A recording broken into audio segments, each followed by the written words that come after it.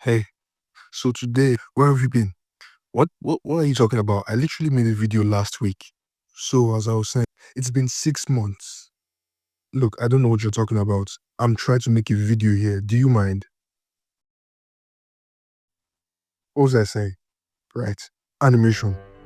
Animation has changed so much over the years. From flip books to stop motion to hand-drawn cell animation to flash cartoons, 3D rigs and even motion capture. We've drawn on top napkins, rotoscoped over actual footage. We've spent hours adjusting keyframes, one pixel at a time. Some of us grew up watching Disney VHS tapes. Or maybe it was Studio Ghibli for you. Or maybe you came across a YouTube channel that inspired you to pick up a pencil.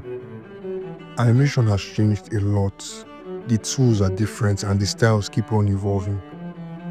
And then there's you, sitting at your desk, stylus in hand, wondering what path to take. I was in a similar situation recently when I started to plan a fairly large animation project that I wanted to start working on. This project was going to be a long-term project, so I wanted to pick one software for the duration of the project so my style remains consistent. Suffice to say, this was my first time committing to a long-term animation project, and I wanted to do it right. So in this video, I'm going to be animating the same prompt on the two softwares, Blender and Krita, so we can find out which of them is better for 2D animation. So quick disclaimer, I know Krita isn't a proper 2D animation software like Toon Boom, Harmony or TV Paint, but it's the one I'm most comfortable with, and I didn't feel like learning a whole new animation software just for the sake of this video.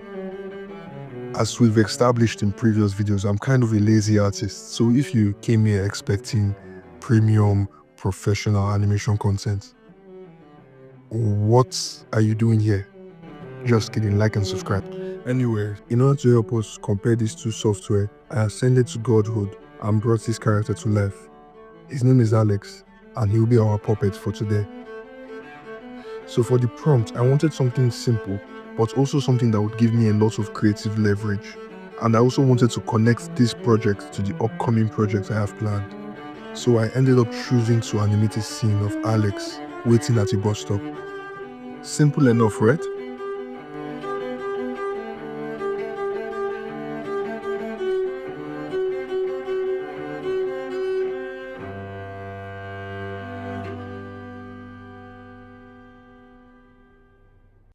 Krita is a 2D drawing and painting software that I've been using for the better part of a decade now. And I really feel at home with it. And the reason I've stuck to Krita this long is that, for one, it's free and it has the best brush engine in my own opinion. And some of you might disagree with that, but honestly, Krita just feels like home to me, so I'm a little biased.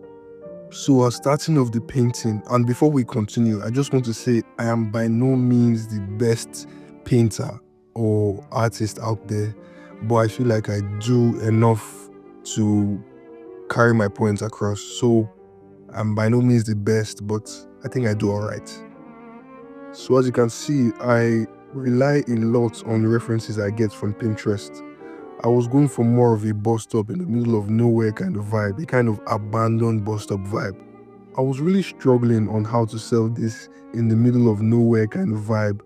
I cycled through a lot of ideas before I came up with something I was eventually happy with. And this is what I love about making art. And this is going to sound weird, but you don't actually create art. The art kind of creates itself through you, if that makes sense. Michelangelo once said, "I saw the angel in the marble and carved until I set him free." Anyway, what I'm trying to say is that even though our mediums are very, very different, this quote from Michelangelo rings true for every creative endeavor. As artists, we bring ideas from our minds into the world, and those ideas take on a life of their own.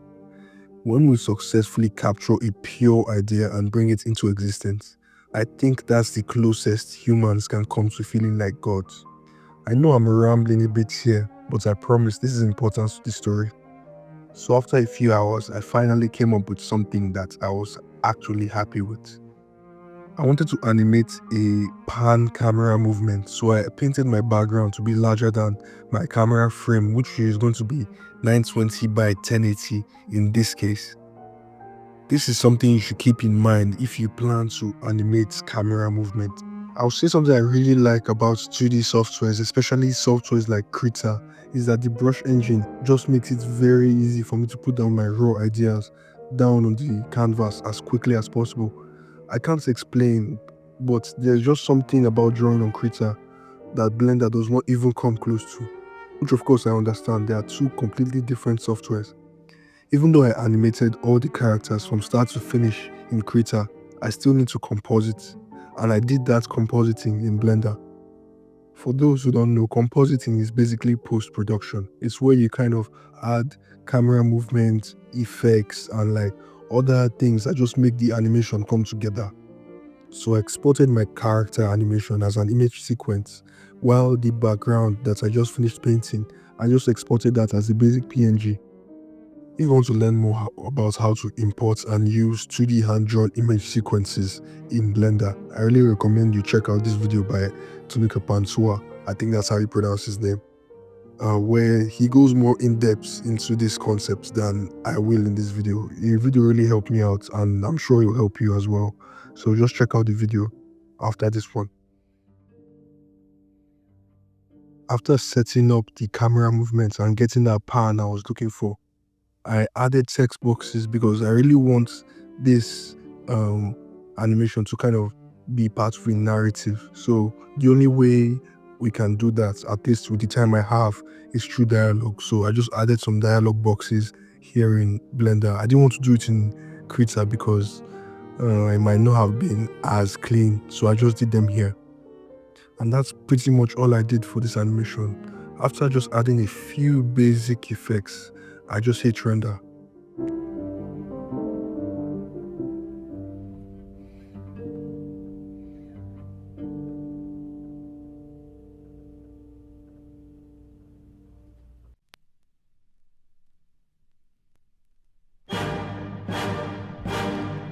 Going into Blender, I knew I didn't have to draw everything from scratch. What I like to do is that I just like to model the base meshes of what I'm trying to capture and go from there. This is a 3D software equivalent of sketching, where I'm just trying to get the ideas down. Basically, I'm just trying to, nothing has to look good at this point, just, making everything fit in a way. I like to think of my 3D scenes as sets. Some parts of my set are completely 3D models, like the bus stop vestibule, the wall, and the ground, while others are just 2D grease pencil objects, in this case being the characters, the text boxes, the clouds, and just some other additions I just draw on top of the 3D objects to make them look more 2D.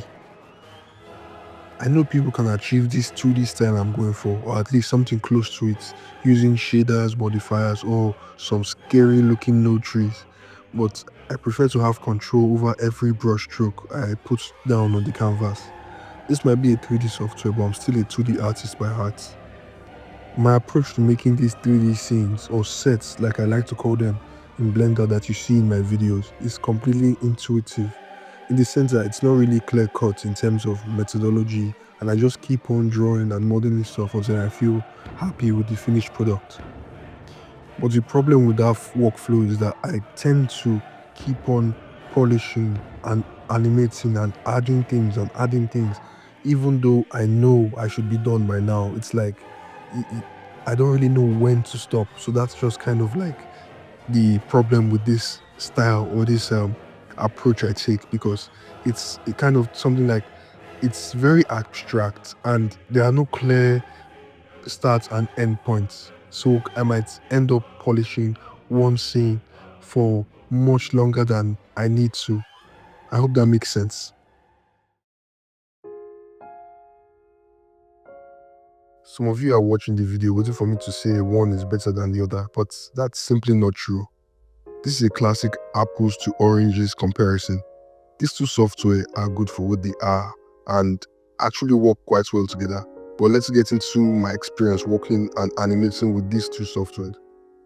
I've been working with Krita for a couple of years now, but not as an animator, as an illustrator and painter slash artist. I've always heard that Krita was pretty good at animation, but I hardly animated on Krita. I might have a few animation projects here and there, but none of them were like complex in any way. I can't even find any to put here.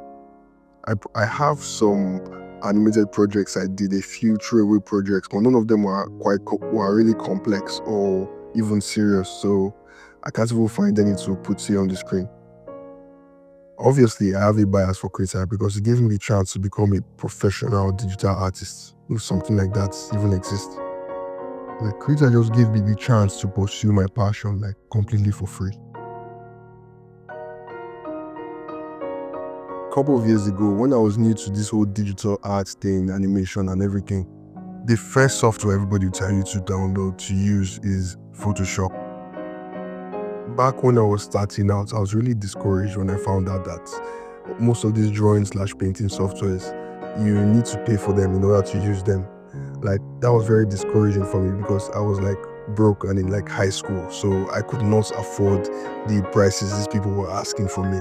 So yeah, it was very discouraging. Now I get it.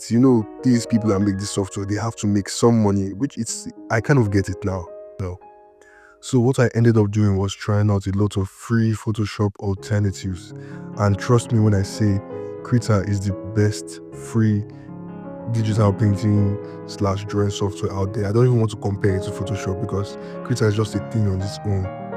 I know some of you are like, no, so could you please get to the point? The glazing is crazy. And to you, I would reply, please don't rush me. I'm getting there. So I think we've talked a lot about things I like about Krita, how I'm biased towards Krita, how I want Krita to sponsor me. Let's get into the things I didn't like about animating on Krita. To be honest, I didn't really have high expectations for my animation experience in Krita. Krita is kind of behind when it comes to advancements in 2D animation. The tools are there, yeah, you can animate, but it quickly becomes obvious that animation isn't what Krita was originally built for. And the moment you try to go beyond basic frame by frame stuff, the cracks begin to show.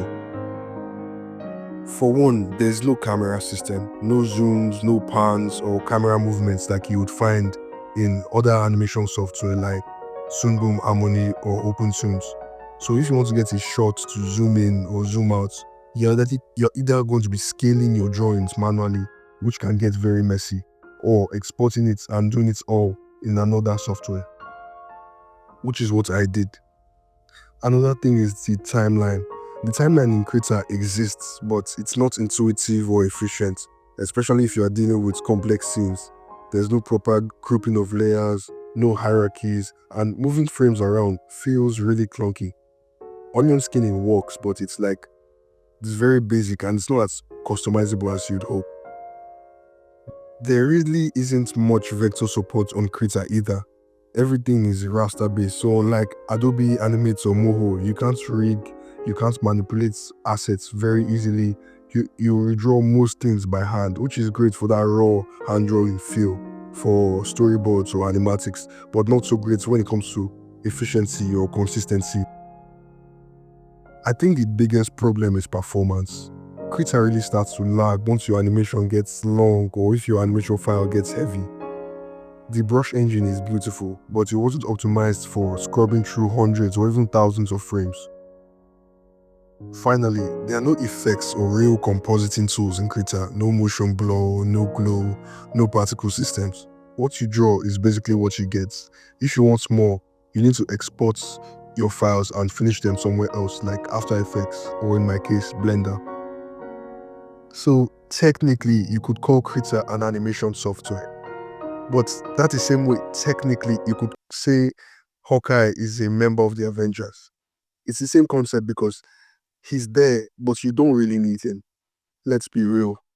But please understand, everything I've said is not to put Krita down for being bad.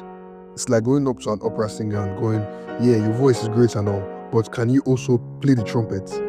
Krita is very good at what it was made for, which not too many softwares can even boast of, and I feel like that's enough. Blender is great. You know this, I built a channel around just one of its features. And in order not to glaze Blender too much, I'm just going to jump into my experience with it and how it compares to Krita. In Krita, animation was the problem. Here in Blender, my problem is the painting/drawing aspect. Here in Blender, the possibilities are quite literally endless. We have 2D compositing, VFX, camera moves, rigging, grease pencils, sculpting. If you name it, Blender probably does it. And that's the appeal of Blender, I think, is that you're in a space where you can literally create anything. It feels very powerful. But the thing is, that same vastness that allows you to do so much can make the simple things harder than they should be. The truth is that in Blender, I don't have the same control over the line, over strokes, over the weight of brush, the way I do in a 2D native program like Krita or Photoshop. Even though Grease Pencil is technically 2D, it's still living in 3D space, which means there are lots of other external factors to consider, like depth, layers, cameras, which are nice for animation, but they can complicate things if all you want to do is just to put an expressive line down. And don't get me started on the learning curve. I've used Blender, or I've been using Blender for like 2 years now. I've been learning non-stop and I'm still learning. I get messages from people asking me, how do I do this or how do I do that in Blender or Grease Pencil? The thing is, I'm still learning up to this day, just like you. If I were to sum up my experience in Blender, is that I felt all this power, like being able to do a lot, but not much control over what comes out. So herein lies the difference between these two softwares. Krita, there is a limited amount of things you can do, but you have a lot of control over what you can do. But in Blender, you can do a lot, but you're not really able to control what you do. And I really hope that makes sense. I'm trying to be poetic here. I really hope that makes sense. So that being said, I'm just going to shut up and stop talking and just show you what I was able to do with these two softwares.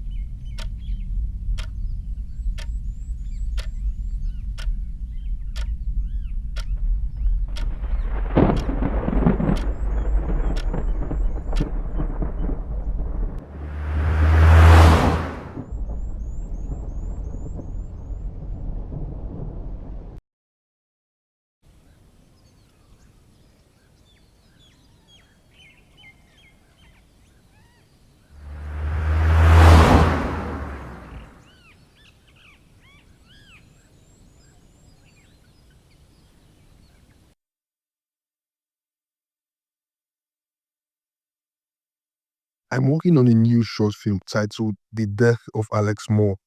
In this film, I'll be making use of both Blender and Krita. Working like this will allow me to explore new styles and be a little experimental with my approach. I already tried to combine my skills in both Blender and Krita to make this piece. It's not perfect and it's nothing extraordinary, but it feels like a step in the right direction for me. And if you want to know how I made this piece, be sure to subscribe so you can see the breakdown of my process when I upload it soon. Concerning the short film, there are hints as to what the story is going to be about hidden throughout the video. So feel free to look back on the video and check for clues. Or not, that's up to you. So this video took a while to make. I really want to make more content for you guys, so comment below what kind of content you want to see more often. And I do plan on posting breakdowns of shots I make for the short film, and I'm excited to share with you what I come up with. But until then, I'll see you on the next one.